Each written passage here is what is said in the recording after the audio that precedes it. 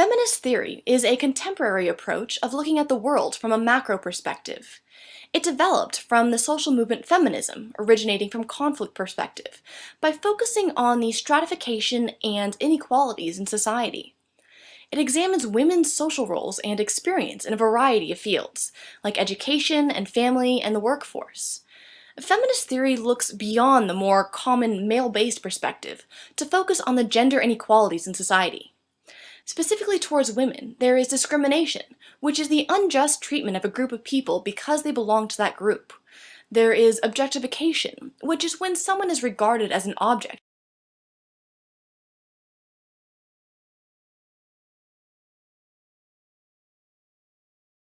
and can then be treated as less important.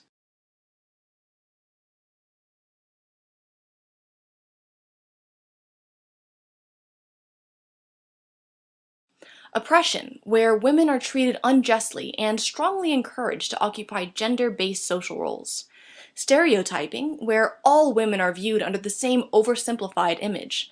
And even in art history, you can see the differences between men and women. In the past, art was made primarily for men by men. There are different types of feminist theory. One focuses on the socially constructed gender differences that are created through the process of socialization.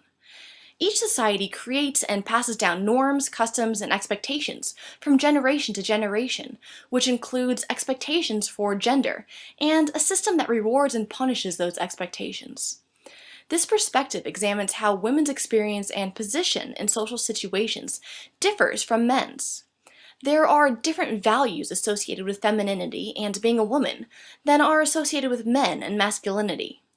Women are often viewed as soft, caretakers, emotional, submissive, while men are tough, aggressive, workers, warriors. Each are assigned different gender roles. Women are expected to stay at home and take care of the family, while the men go to work and war. Women have been defined as something other in patriarchal societies, and have been marginalized, meaning they have been confined to a lower limit in society than men. And because of social gender differences, women have been objectified as sexual instruments or just something pretty. A second type of feminist theory focuses on gender inequality. Gender inequality is central to all behavior and organization in society. Power, responsibility, and gender biases permeate every aspect of our capitalist society, where women's subordination is viewed as an inherent feature. Our society is a patriarchy, which means that men constitute the governing body as the heads of families and communities. Marriage itself can be a site of gender inequality.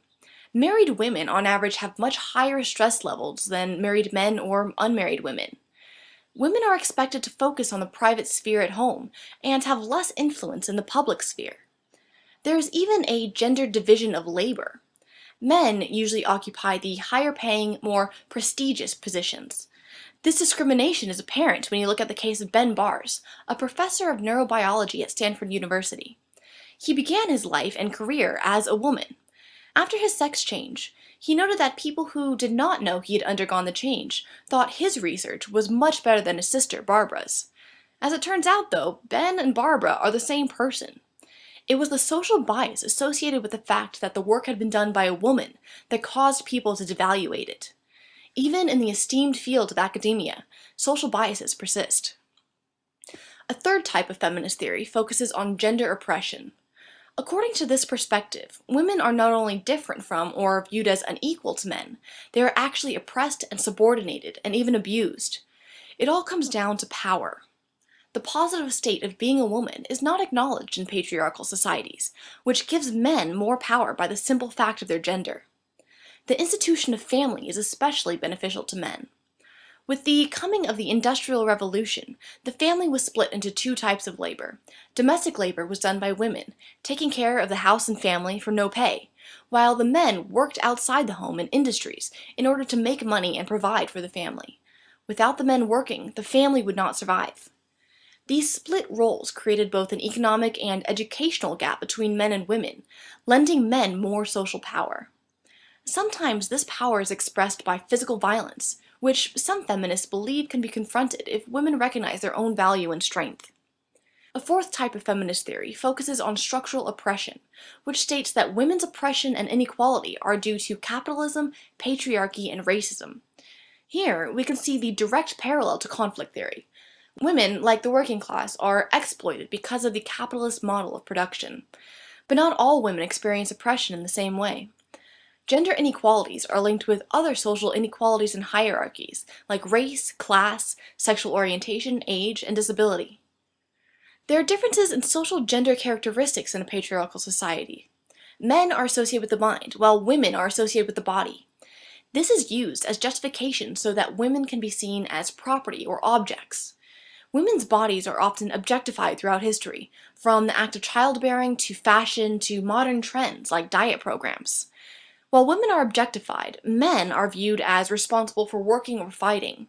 Granted, it doesn't seem all that great that men are also restricted to some socially defined category, but the difference is that men haven't been oppressed because of their categorizations as women have. Gender and sex categories are used to define what is socially acceptable for every individual. Men are expected to be active participants in society, while women are expected to be more passive. Even our language is male-gendered. We have mailmen and policemen and firemen. Some feminists choose to reclaim language by using gender-neutral terms like male person, police officer, or firefighter. The feminist theory is not an attempt to replace men. It is a different perspective on society to point out the inequalities that exist between men and women because of institutions in our society. It looks at the big world picture and notices when one person's research is elevated or devaluated, depending on if people think it was written by a man or a woman. It notices the salary differences between men and women who occupy the same position, and the different expectations placed on each gender. Inequality in general is a central part of our society, and feminist theory sheds light on the gender inequalities that permeate our everyday life.